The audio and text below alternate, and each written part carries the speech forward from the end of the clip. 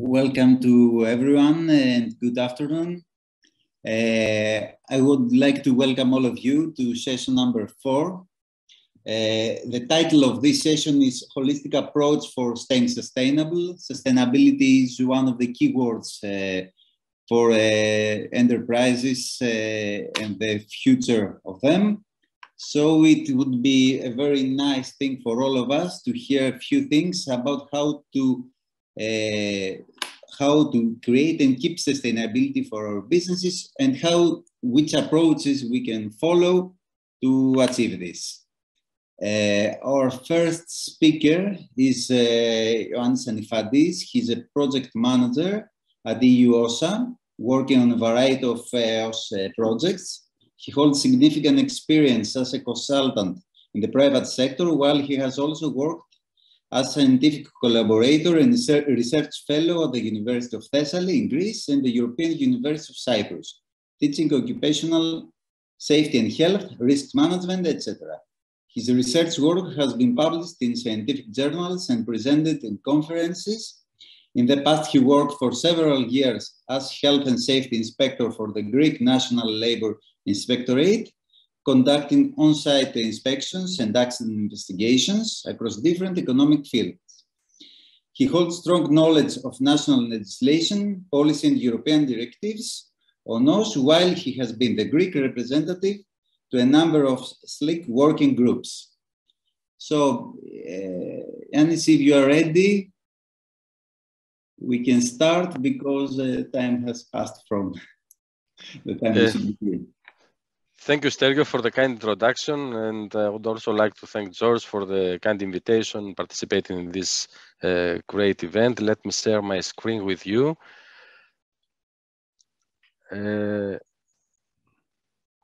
Now, can you see my presentation? I suppose, yes, so I can start. Good afternoon, everyone from rainy Bilbao. My name is Joann Senifatis. I work as project manager for EU OSA, and I'm going to present you our work, actually a foresight study that we have recently conducted on circular economy and its effects on occupational safety and health. As you most know, EU OSA is the European Union's body responsible for the collection, analysis, and dissemination of relevant information to serve the needs of those involved in safety and health at work. It has been established back in 1996 in Bilbao, Spain. And of course, just like occupational safety and health, it is a tripartite organization bringing together governments, employers, organizations, workers' organizations, as well as the European Commission. A sustainable future needs a circular economy based on minimizing waste streams and using them as resources. Circular economy actually is a model of production and consumption which involves sharing, leasing, reusing, repairing, refurbishing, recycling existing materials and products as long as possible.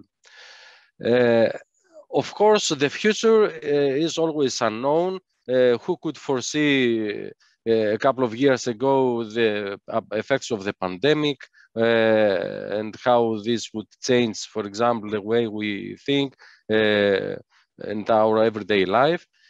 So a foresight is actually a disciplined analysis of alternative futures, and thus foresight is not a linear exercise because the future, of course, is not linear. EU OSA has recently conducted a foresight study and developed 4 scenarios on what the future for circular economy developments may hold for safety and health at work circumstances until 2040. Each one could present several challenges and opportunities for occupational safety and health. So circular economy, it's about adaptation, innovation, working processes, creativity in business models, short circles, new ways of collaboration, and less waste. There are several facilitators that can affect this transition to circular economy and special needs in terms of circular economy. For example, new types of design of working processes that will come into play in near future, incorporation of automations and digital technology. Digitalization is expected to play a major role in this in several aspects, preserving and extending what's already made, or prioritizing regenerative resources, especially the use of waste as a resource, adoption of the existing business models, and better collaboration to create joint value.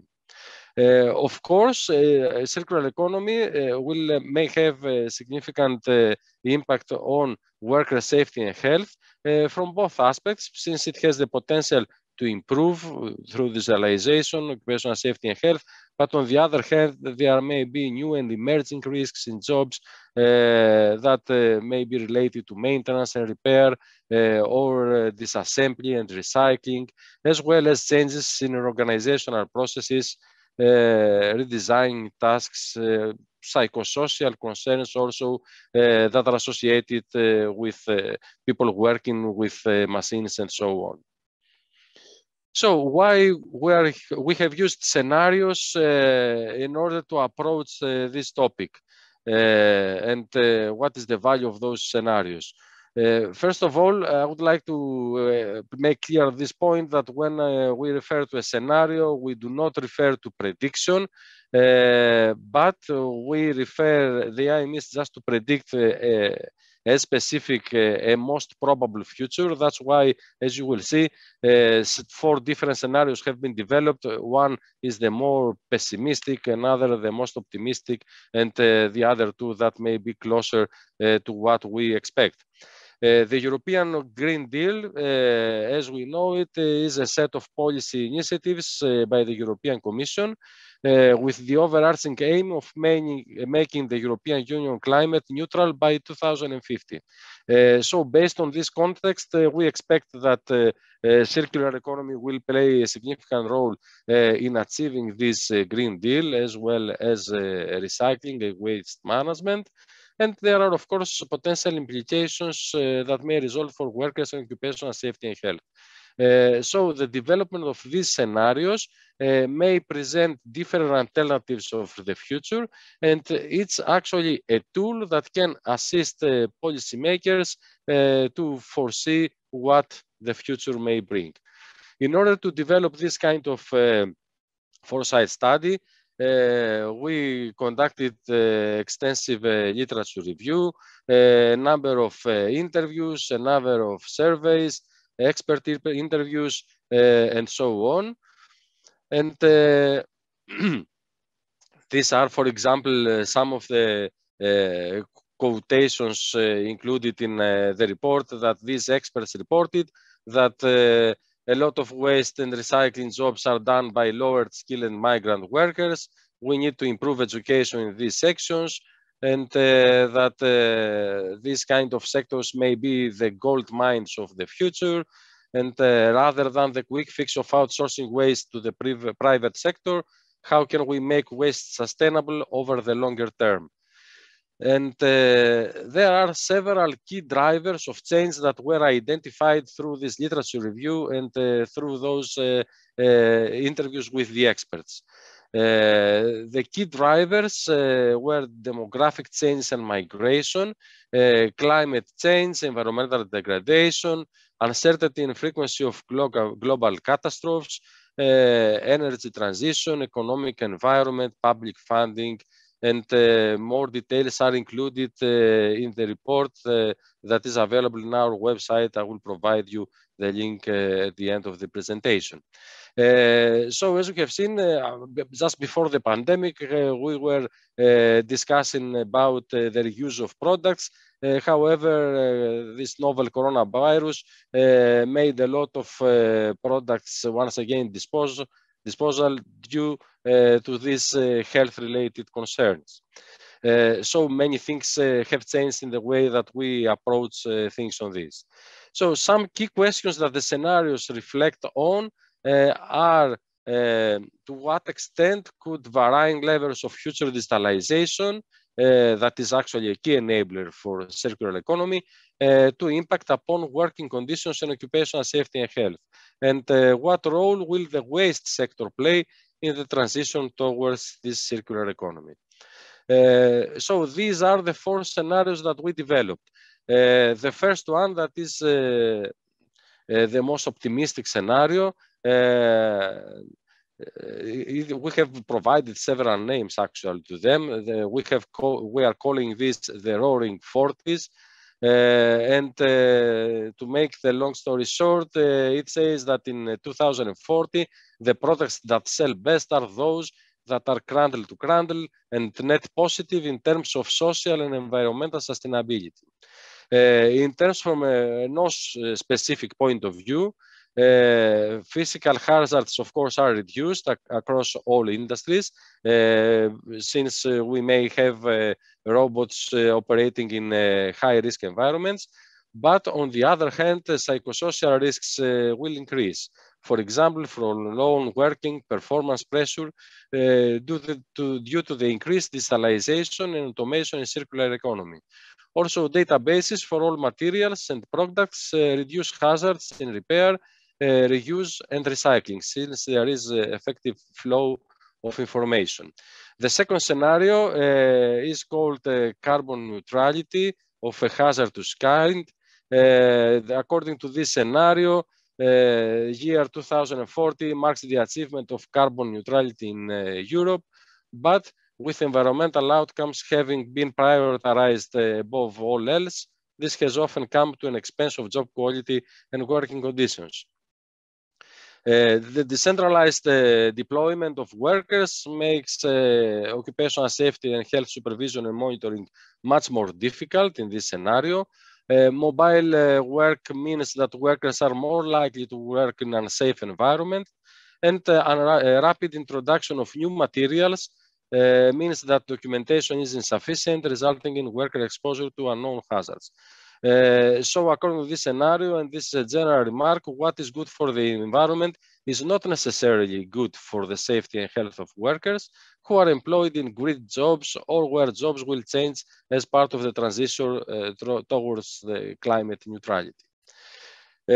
According to the third scenario, that is called staying afloat amid economic and environmental crisis, in 2040, the biggest concern for many is just having a job, not what the job entails. Most people are focused on keeping things afloat so that there is little consideration for much else, neither the environment, social right, nor job equality. Actually, in this scenario, workers lack the skills necessary to navigate or to find employment, increasing the likelihood of employment through with low occupational safety and health standards. The great extent and consolidation of platform work may mean that the responsibility for us is unclear, mental health risk increase, and there isn't sufficient protection for freelance and contingent workers. In this scenario, of course, the current EU initiative on platform work has been considered, as well as the proposed Digital Service Act, but they are assumed to have only a very limited impact, and that the workers' collective bargaining potential and enforceable employer responsibility remain low. Finally, according to the fourth scenario, that is called the regional circularities with European dividers, in 2040, everyone knows that contracted employees are well looked after, but those in non-standard employment are not. Neither is the environment, with the circularity being most regional. In this scenario, workers displaced by new technologies are pushed into the informal economy with very low OS standards, and regional digitalization is very uneven, making the exchange of OS relevant information difficult. And this may apply also in different EU countries at a different level. So some OS considerations that have been included in the findings of our study is once again that what is good for the environment is not necessarily good for safety and health of workers who are employed in green jobs or whose jobs will change as part of the transition toward the climate change. And this could be common, we could say, in all scenarios. This challenge, of course, has been recognized in the recent published EU strategic framework on occupational safety and health, 2021 to 2027. Digital technologies are expected to play a key role in Europe's transition to a more circular economy and a sustainable future. Digitalization, of course, can present several opportunities for both a transition to a carbon neutral economy as well as for occupational safety and health.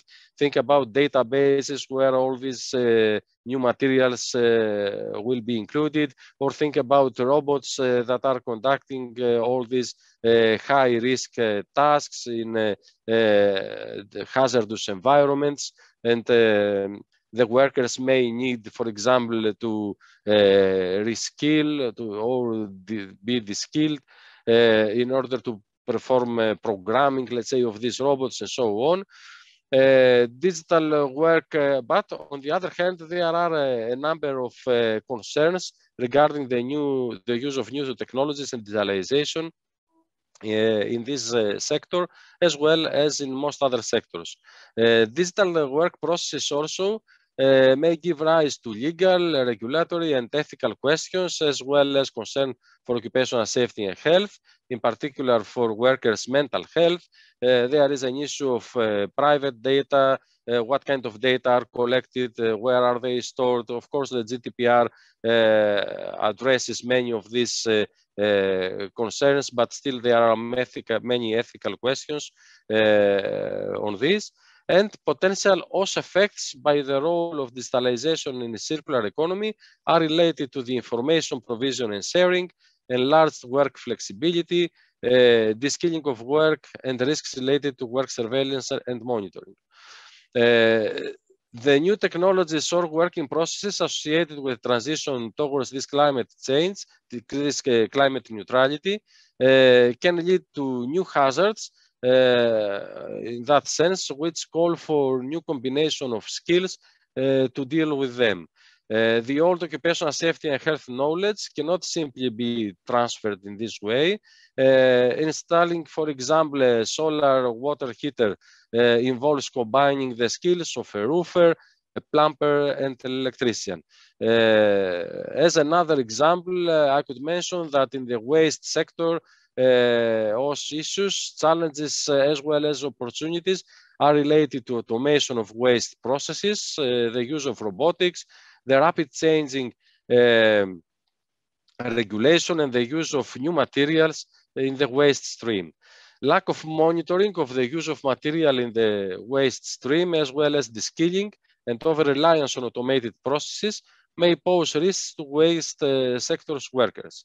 To that end, development of the respective competencies and training is needed for the workers in these sectors, and there is an eminent need for effective management of occupational safety and health, and also for addressing all those psychosocial risks that may be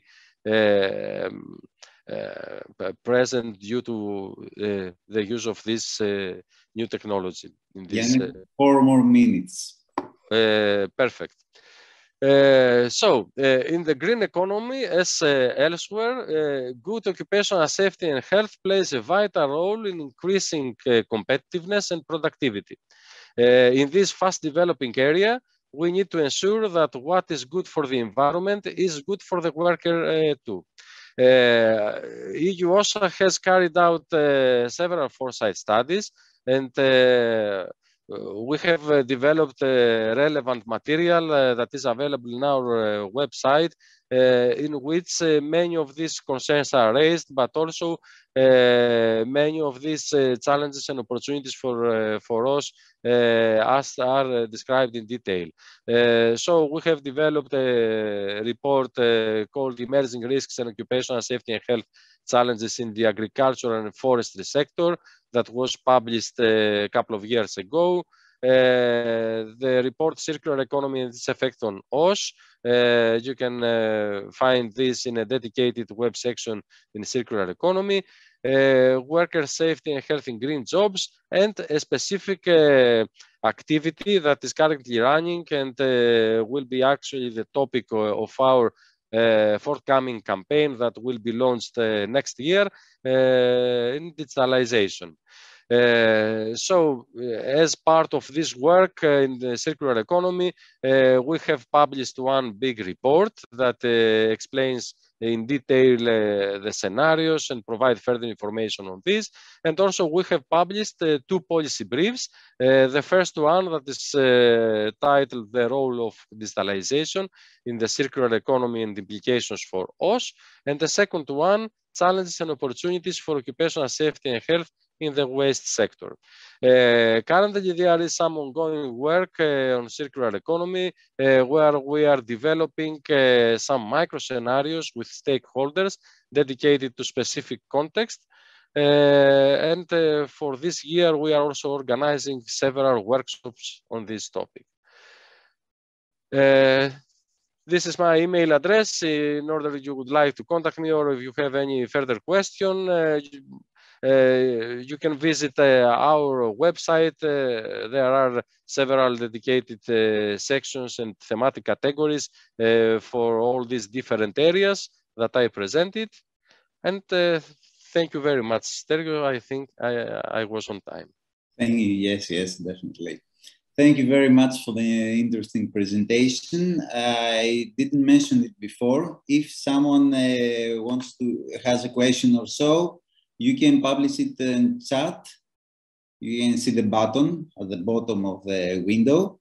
And after we finish with all presentations, we can discuss your questions. So now let's go to our second speaker. His name is Louise Hoskins. She became IO's president in November of 2021 with the theme of people, sustainability, and putting her into health and safety. Her focus is around harnessing the power of modern leadership skills to focus on what good looks like, the creating inclusive, psychologically safe organizations. She's a first career health and safety professional with more than 30 years within the profession, having worked across a number of sectors. She actively supports organizations to integrate health and safety as an enabler for their success. She's a passionate inclusion champion both within IOS and outside of it. She's a co-founder of the One Wish Coalition, Women and Inclusion in Safety and Health.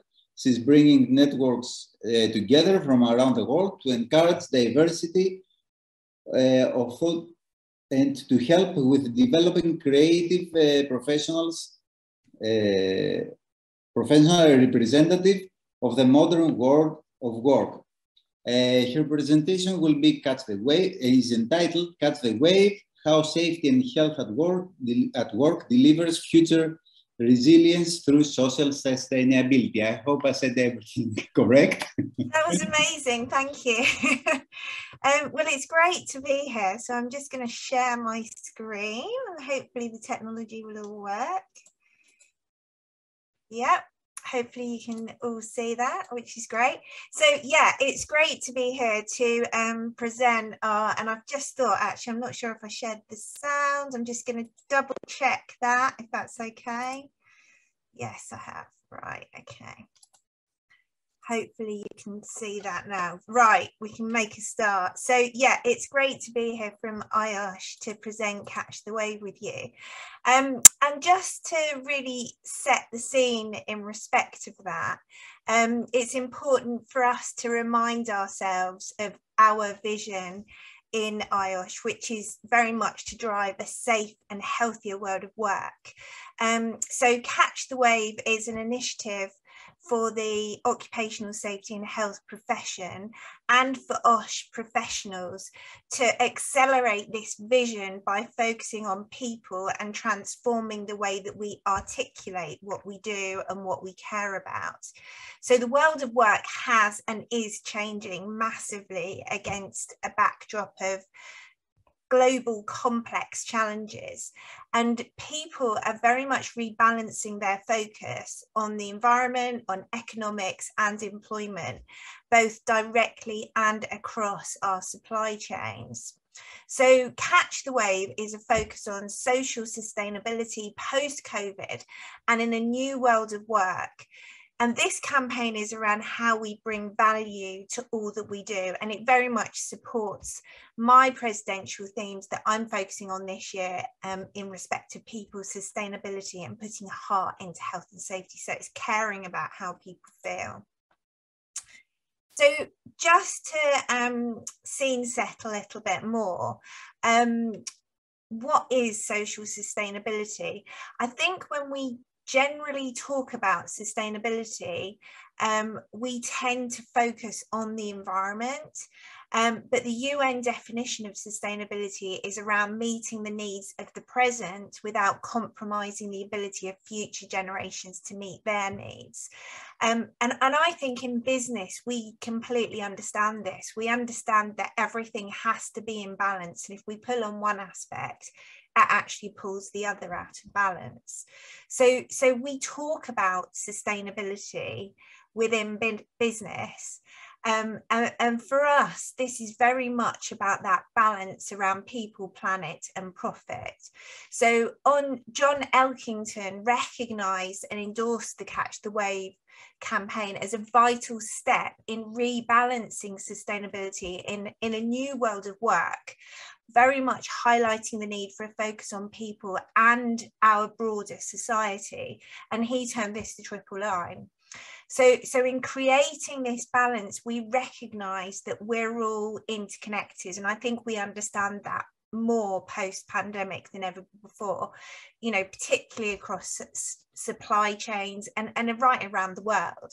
So for us, you know, we're becoming more unstable because we're very much consuming natural and social capitals faster than we can generate them.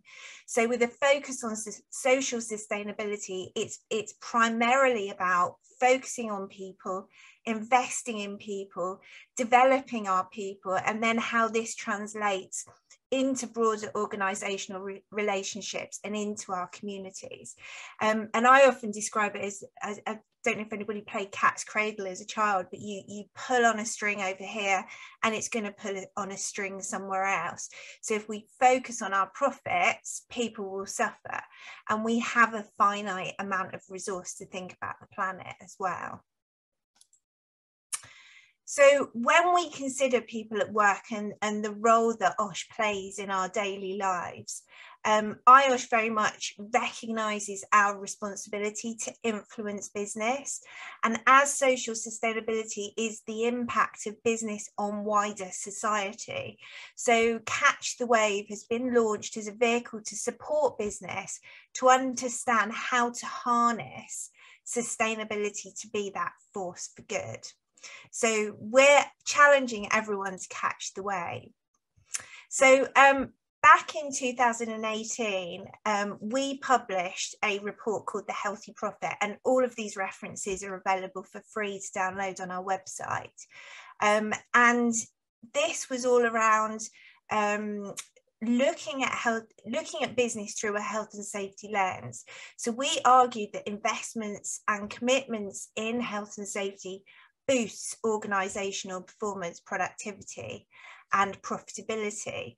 And I think for those of us that have been in this sector for a long time, we know that when we get into an organisation, when we support their health and safety standards, it has a knock-on effect. So the Healthy Profit really tried to define that. And it looked at changes in demographics, technology, work practices and life expectancy, and looked at those trends and how they're transforming the landscape of work. So through developed systems we're available to protect the safety, health and well-being of people at work, we know that there are some 2.78 million work-related deaths still occurring around the world. It's some, you know, crazy figures that are just, you know, larger than you can really often comprehend.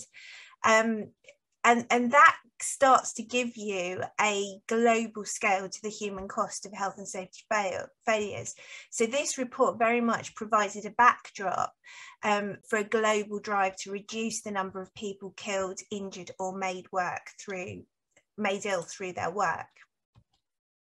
So if we bring ourselves forward and you know, we're talking about sustainability, we're capturing some of those elements that have definitely been very, you know, we're looking at our natural capital, our general sustainability, but actually where does health and safety fit into all of this?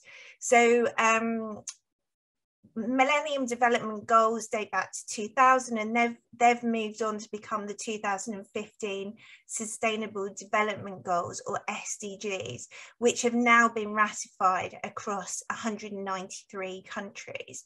So we've got an image of those SDGs now on the screen.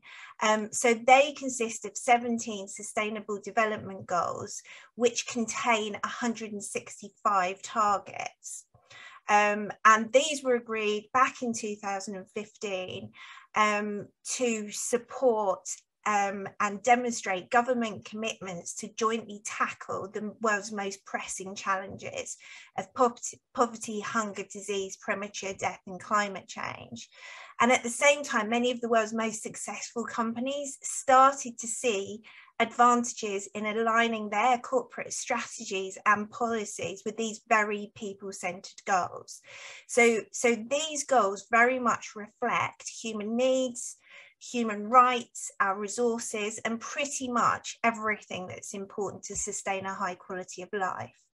So the UN Global Compact, it's now got something like 14,000 companies in 162 countries have signed up to this, and it's very much a call to companies to align their strategies and operations with universal principles of human rights.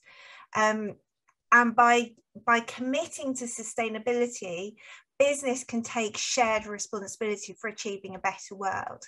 Now, within IOSH, we've kind of deep dived into some of these targets, and we've found at least 41 that are directly related to health and safety. So it's very much a call out for business to look at this and align their overall organizational goals with these SDGs.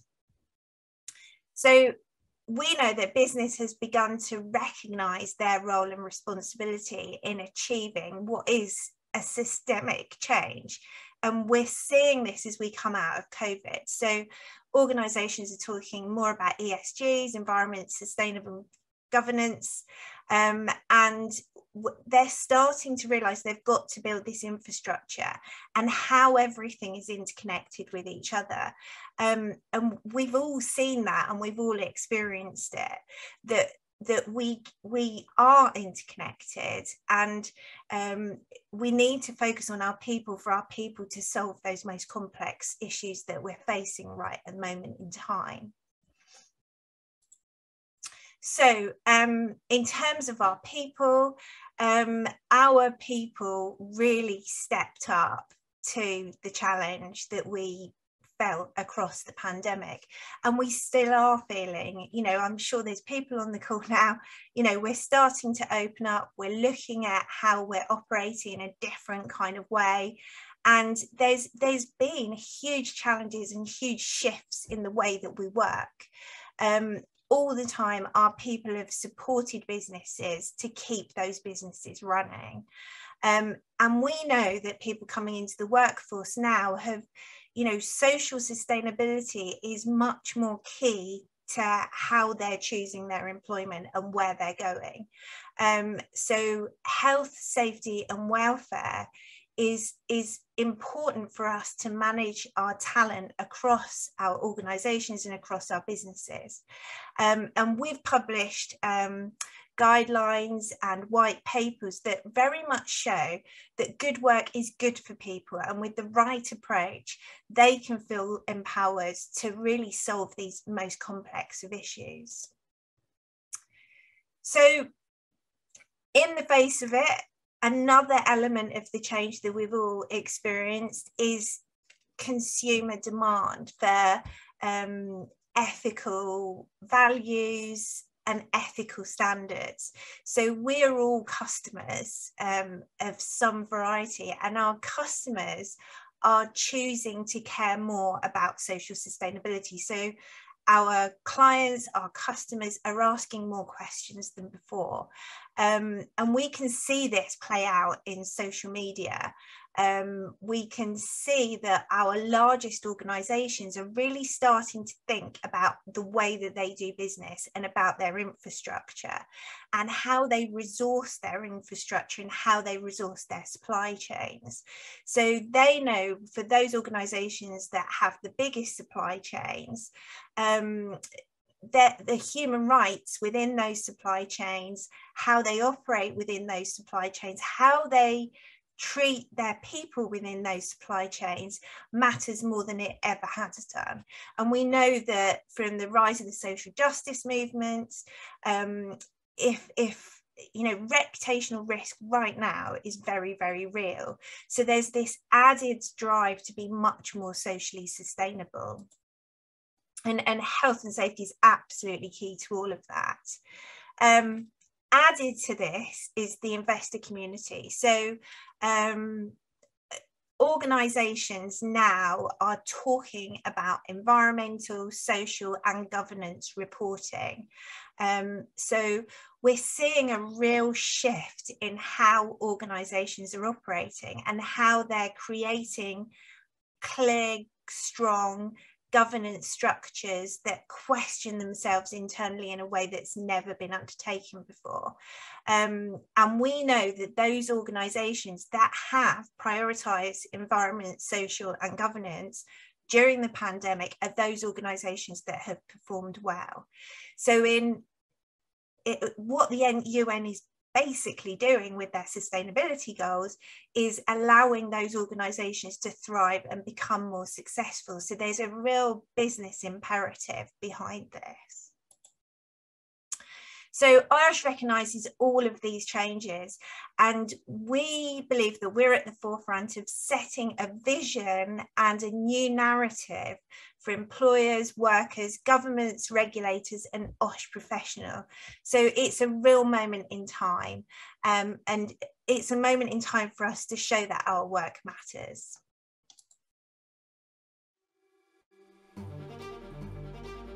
There's an unstoppable wave of change moving across the global business landscape, cascading through boardrooms, sending ripples through supply chains and beyond.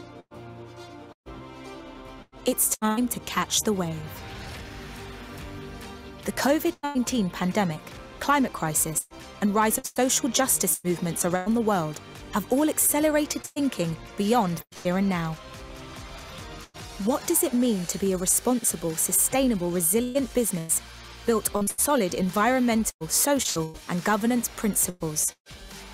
It all starts with people. It's no coincidence that those businesses setting high standards for the treatment of their workforces, communities, and supply chains reap rewards with stronger performance and growth. Our connected world expects organisations to prioritise public good and behave responsibly. Employees and customers will call out poor working conditions and demand better. But this is not just about doing the right thing. Social sustainability is the backbone of corporate resilience. It supports stronger operational performance and cash flow. And right now, that feels more critical than ever. The environment has been the flagship cause driving the corporate sustainability agenda.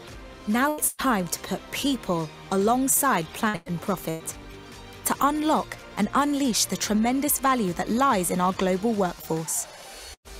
IOSH is working alongside international organisations, including UN agencies and initiatives, such as the World Health Organization, ILO, and UN Global Compact, to harness the collective energy of progressive businesses.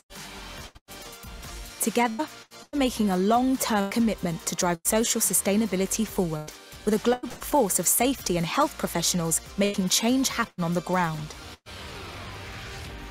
Because safer environments and enlightened attitudes to health and well-being, diversity and inclusion are all safety and health issues too. And COVID-19 has shown just how vital it is to protect people. If businesses are not just to survive, but thrive. Together, we can be part of a global network of resilient, profitable businesses and organisations that flourish, equitably and sustainably, around safe, healthy workforces. It's time for a new world of work. It's time to catch the wave with IOSH.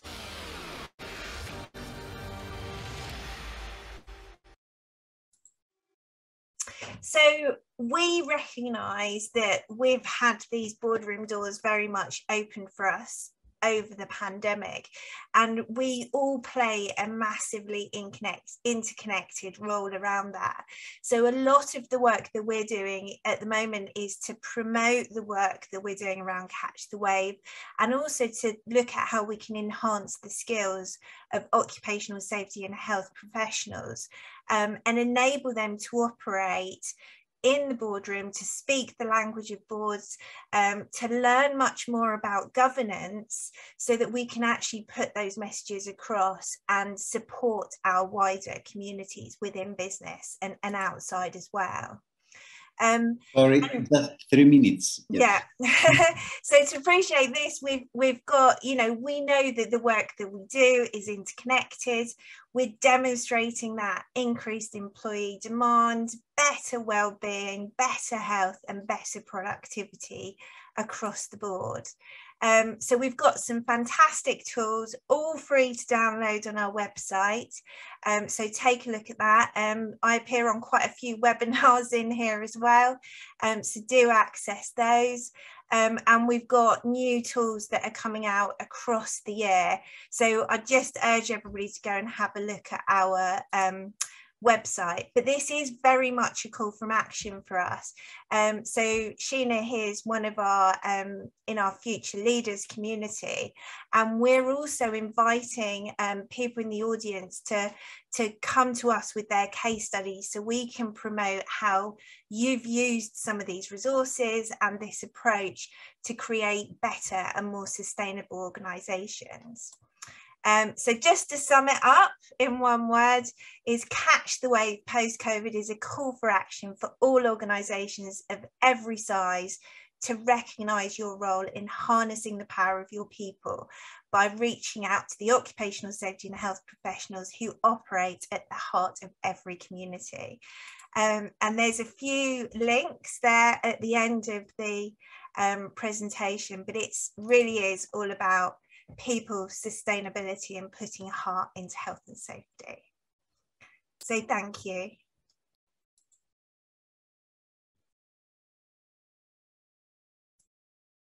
Thank you very much for the interesting presentation. As I said before, if anyone has questions, you can post it in the chat, and so we can discuss about it after the end of all presentations. So now let's go to our third speaker. Our third speaker is Panos Panagiotopoulos, and he's a sustainability researcher and consultant with over 15 years of experience in coaching organizations to assess and integrate sustainability. As principal and founder of the boutique consulting Close the Loop, Panos has advised companies from the financial, agricultural, real estate, construction, and retail sectors on sustainability strategy, climate change, life cycle assessment, and business modeling. He has also provided training on these topics to professionals and students in Canada, Europe, and Asia. Panos studied environmental engineering and holds a PhD in corporate sustainability from Heriot-Watt University in Scotland. He has authored academic papers on sustainable business design and developed an online tool to help businesses choose effective sustainability certifications, eco-labels for their products and services. He's a professor and coordinator of the Sustainable Business Management Program of Seneca College and teaches sustainability and business design at the University of Toronto and OCAD University. Okay, you can see the title of the presentation. So please go on with your topic. Thank you so much. Good morning from Toronto, and thank you so much for this invitation. It's a great pleasure that I had the previous speakers talk to about sustainability in general. That saves me from explaining the Sustainable Development Goals and all of that. So, Luis, thank you so much for that.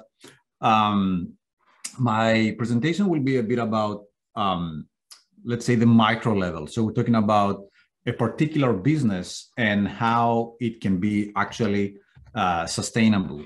So in essence, if we think about sustainability, another way of looking at sustainability is the what we call the nested systems approach. That means that sustainability can be regarded as the balancing, but not only the balancing, but the recognizing that our economy is embedded within society, and both of those are embedded within the environment. And we've seen that with the pandemic very clearly, that when society suffers, the economy cannot operate. So we had like closure of the economy because of society being, going through a pandemic. All of these three aspects essentially provide a new context that for organizations and businesses in the 21st century. So it's a really different environment that we're operating our businesses now in the 21st century. And again, the previous speakers kind of already described both of the future trends of where this environment goes and the context. It's very complex, difficult to understand, but I think something is really clear, that this is going to be something very dynamic and very complex and difficult to navigate, as we're continuously reminded by the news all around us. So let me continue. The work that I'm presenting here today is the result of research work that happened a few years back with some of my colleagues in the University of Hull in the UK.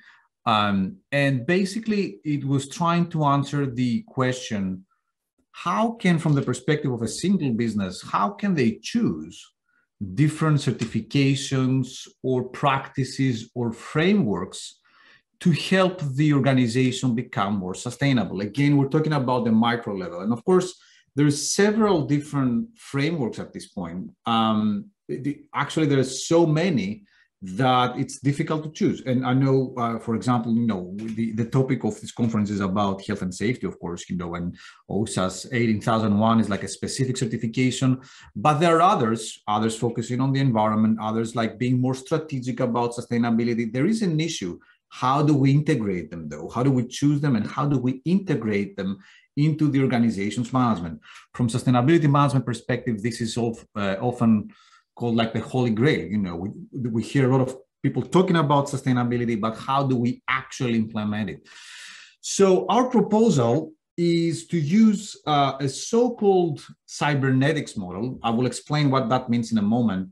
It's the viable systems model. And this is a model that was developed quite early in the 70s, but has since been applied in many organizations. It's a kind of you might say, an exotic approach to management of organizations.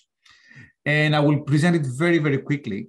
But what we essentially did was that we took that model and said, what if we change that viable part with sustainable? So basically, we reinterpreted the model from what makes an organization be viable to say, basically sustainable is long-term viability. So in essence, if you are to be sustainable, you also have to be viable. So you have to, fulfill your purpose and all of that. I will explain all that in a minute.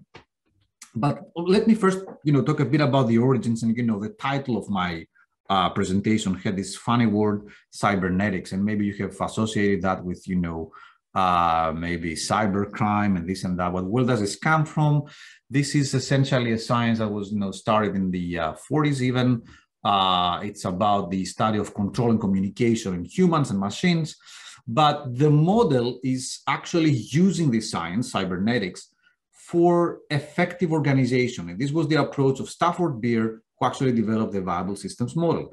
So essentially, he was trying to understand how is the balancing between different systems in organization playing out, and how can that help organizations? Just to give you an example here, one of the laws that is really fundamental in cybernetics, but I would argue elsewhere as well, is the law of requisite variety. I don't want to, go into, it's the only kind of equation in the whole slides, I promise.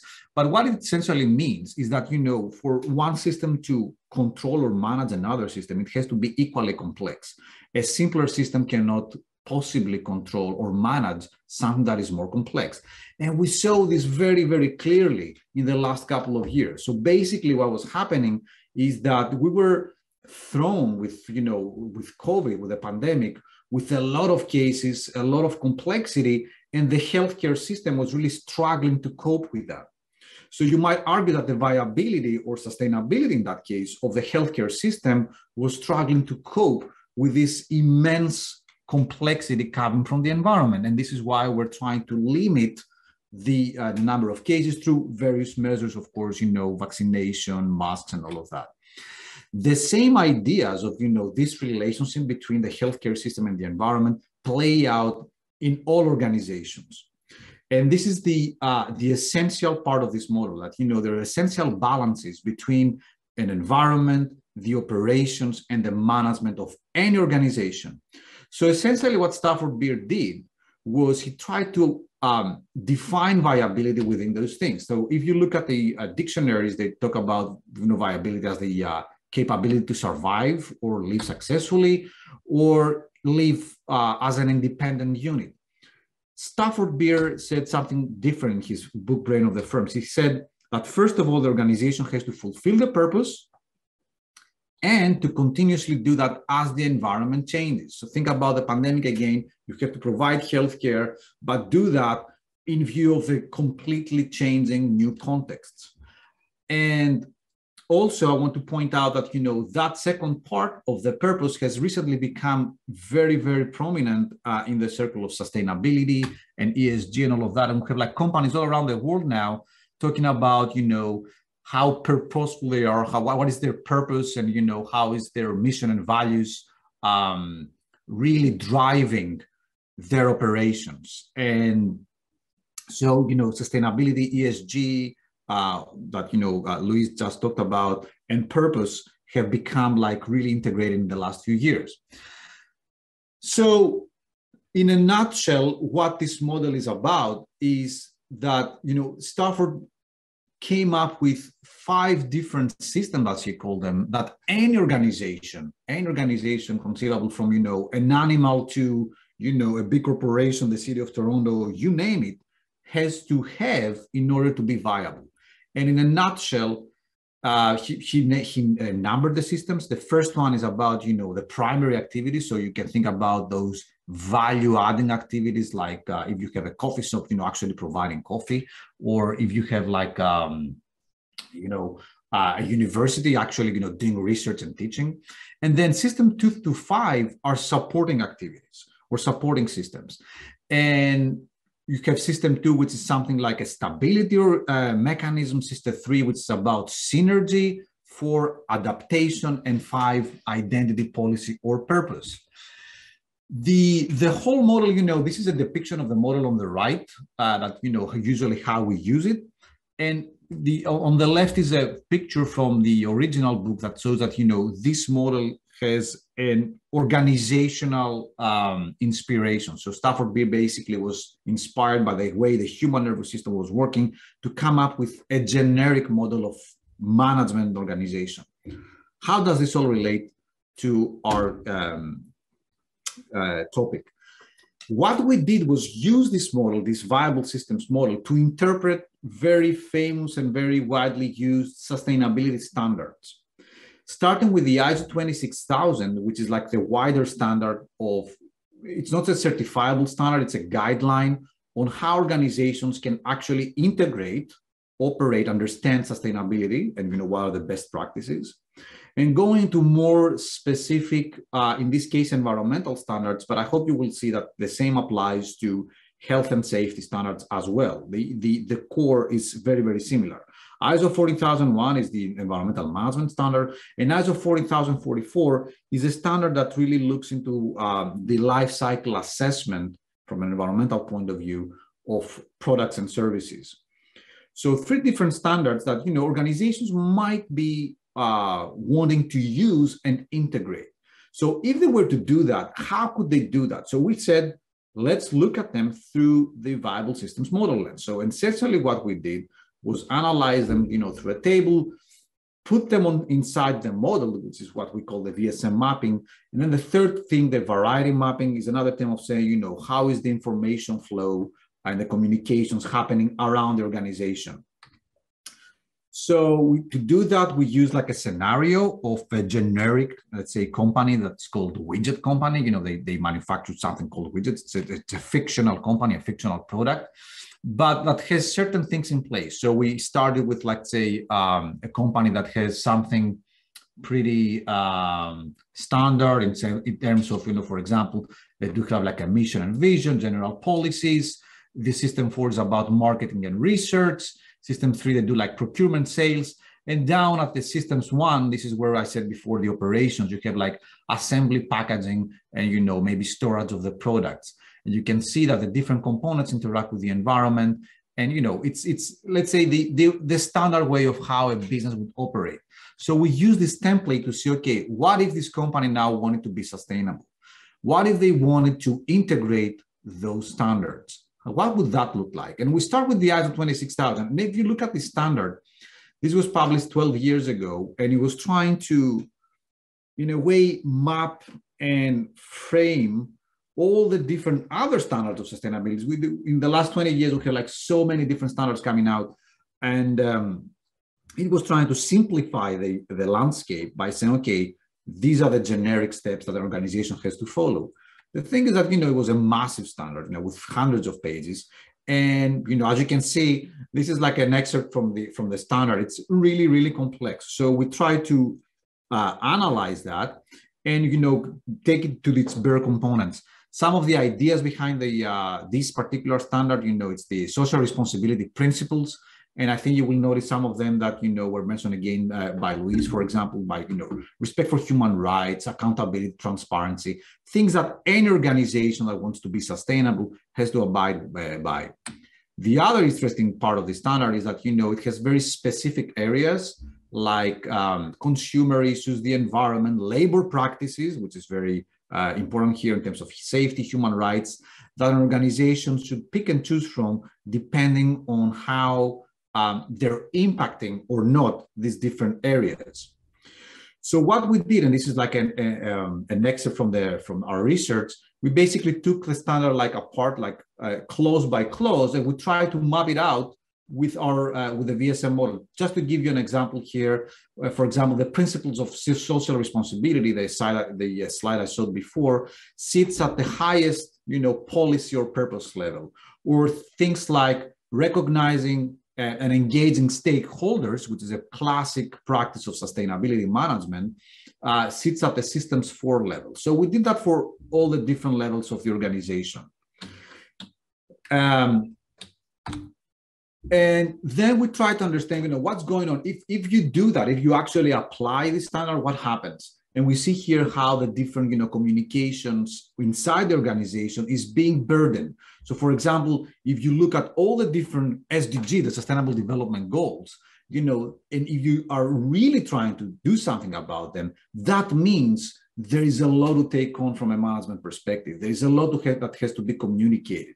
The policies have to change. The practices inside the organization have to change. A lot of things have to be coordinated. So we're trying to understand how is that is impacting the organization. So in essence, it's not an easy task if you're truly trying to become sustainable as a company. The second standard is a bit more familiar, I think, to more people, very similar to the ISO 9000 standard. It's like a management system for environmental aspects, similar to 18000 for health and safety aspects. And it's, the continual improvement idea and the idea of plan, do, check, act in a very simple way. You can say that, Plant Good Check Act is really a cybernetic system as well. So we plan that as well. You can see here fewer clauses, a smaller standard. And, if you're only focusing on the environment, as a result, you don't have so much going on inside the organization.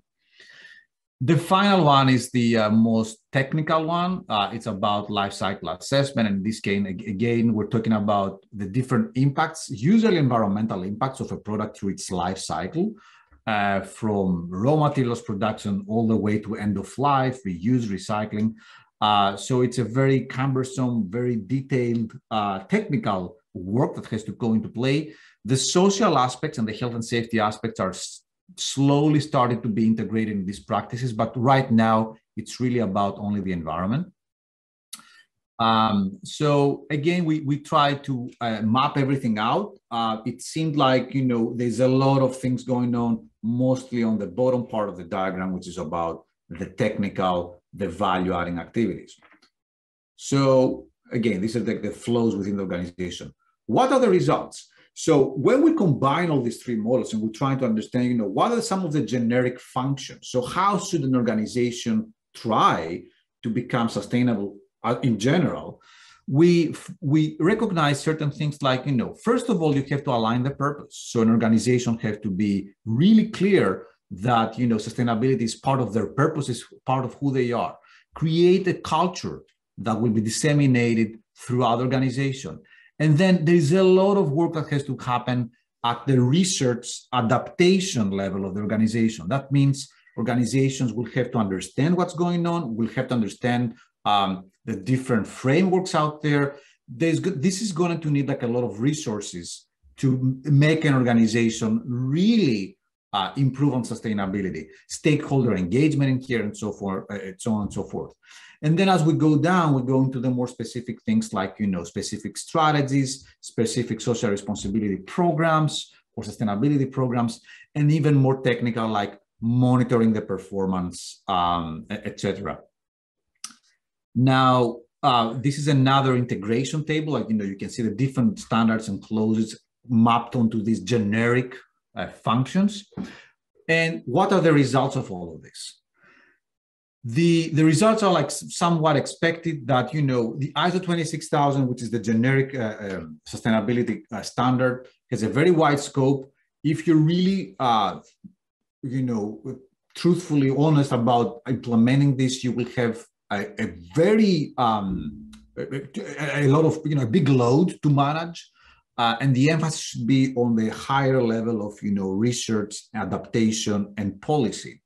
When you go to something a bit more specific, like ISO 40001, which is about environmental management, then the focus is more internal and in measurement and control, not so much on the policy level. And really, when you go to do something more technical, like ISO 14044, you're really talking about performance indicators and an emphasis on what we call here System 3.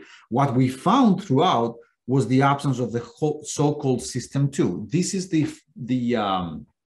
a system that, really is about coordinating, providing some kind of stability within organizations that, for example, will have like common ways of doing things, common protocols that will make sure that an organization is doing all these things in a coordinated and integrated fashion. So there's a lot of work that needs to happen. It's a work in progress. And as more and more frameworks come into play, the SDGs now are becoming the norm. How do you operationalize them, though?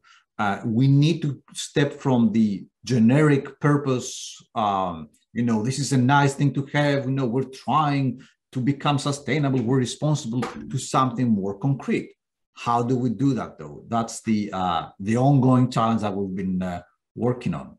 And what we think is that, we need to have like different layers of management integrated together. The more ambitious you are, the more things that you want to tackle, like environment, social, and and governance issues, the more complexity you're going to have to deal with. Finally, why do we think VSM is needed? Because of these reasons. It's a very complex stuff, situation. It provides a common language. Sustainability is, as you can guess, quite complex. Viability is the prerequisite of sustainability. they're both terms that, deal with the long term, and this is a model specifically designed for the long term. And it has like a very good application record, this model. That was it. I hope I was within the 20 minutes. Thank you. I'm really looking forward to questions. Thank you very much. Exactly on time. Okay. Now, I think we can see if we have any questions.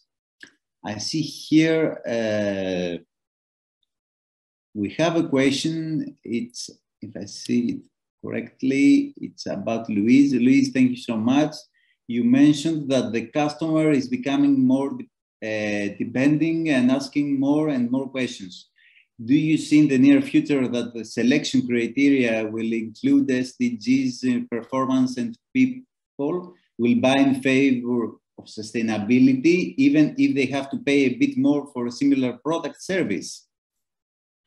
Yeah, I mean, this is what's driving all of this now. And by the way, congratulations on linking these great 3 presentations together, because they very much complement each other. But if we think of things as being driven by the top, and these big fund managers, they're looking at where they're investing their capital at the moment, and they want to invest their capital with organizations that are strong in respect of their environmental, their social, and their governance factors, because we know that those are organizations that are outperforming. So it has a massive knock-on effect across the supply chain. So, the SDGs, absolutely, I see fueling the way that organizations align themselves with this, because actually it doesn't matter whether you're a massive organization or a much smaller organization. There's going to be targets within there that you can align your organization to, and I do feel personally that as customers, we need to start solving these complex problems. I often say that good governance lasts longer than governments, and it's organizations and people that can drive a positive change in the world. And so I believe and hope that this is going to drive a different type of view of how we do business. But I think also we're at a moment in time at the moment, and we need to grasp this moment in time to realize that potential. Thank you. And the next question is about Mr. Senifatis. It says, you mentioned that while the transition to a circular economy is a prerequisite to achieve the EU's 2050 climate neutral target, the recycling work is done mainly by lower skilled migrants, and there is the need to improve their education. Do you have any ages figures specific to the target group to be used as a base to be compared with later on? Thank you, Stergio. Actually, this was mentioned in just one of the 4 scenarios. This was not the most pessimistic one. Nowadays, if we would like to talk about what is happening today, we are living in this kind of a transitional stage. We can see all these kind of automations, digitalization and robotics replacing workers from this kind of low level and high risk tasks. At the moment, there are only few data collected regarding the use of this kind of workers in this area, and things are changing in a dramatic rate.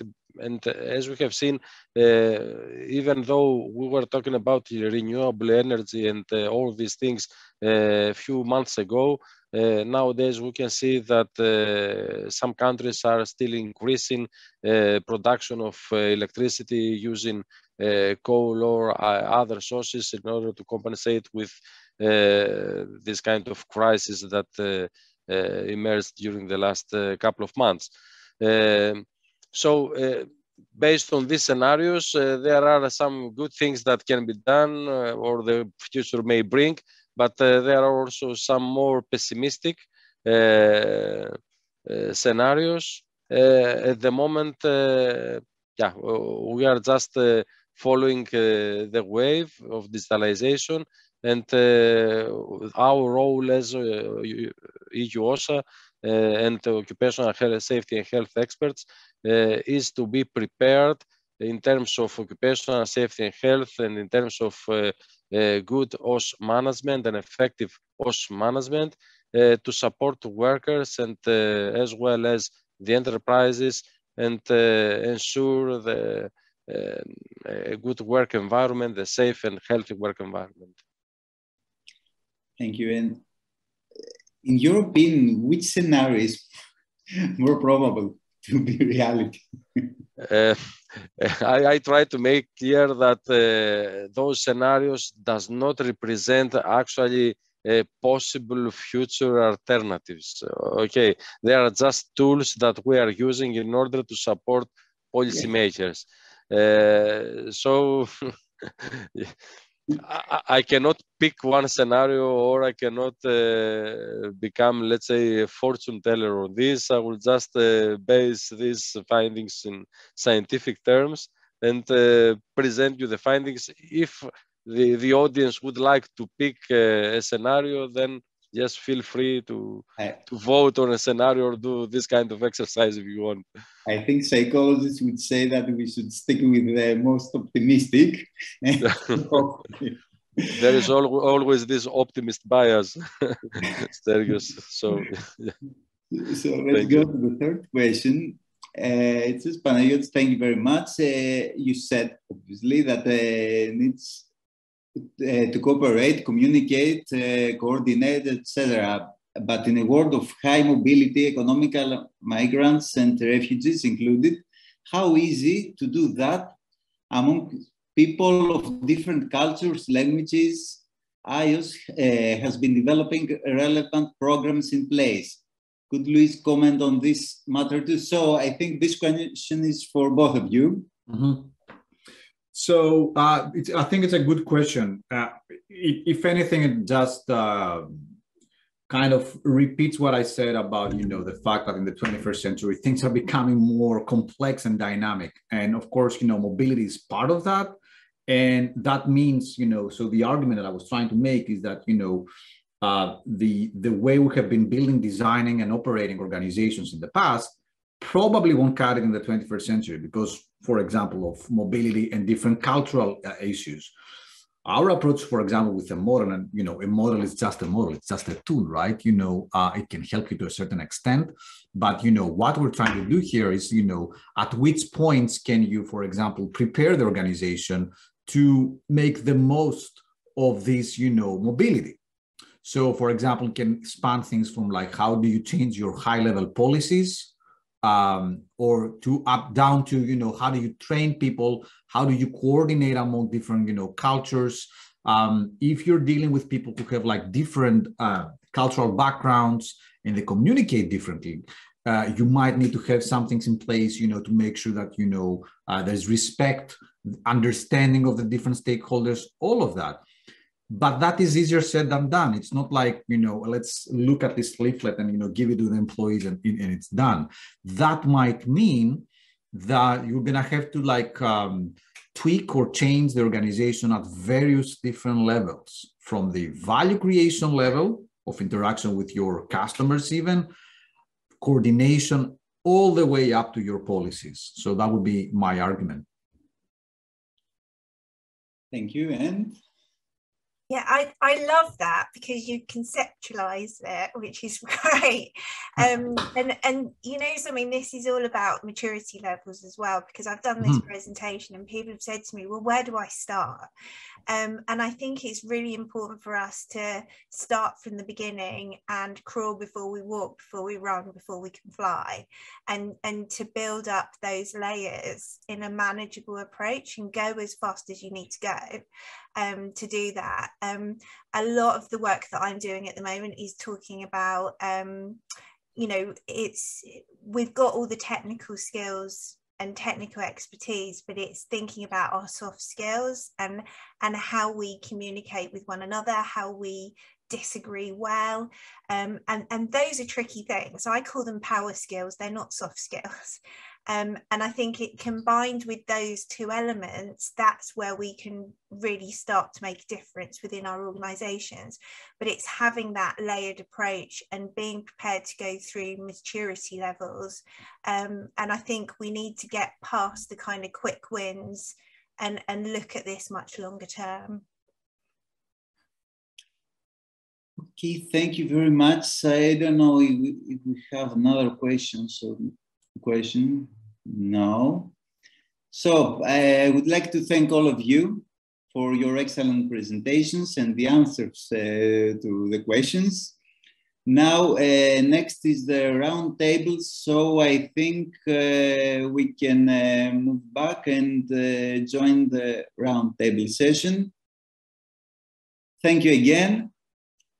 I think I will ask the technician to make this. Thank you. Thank you.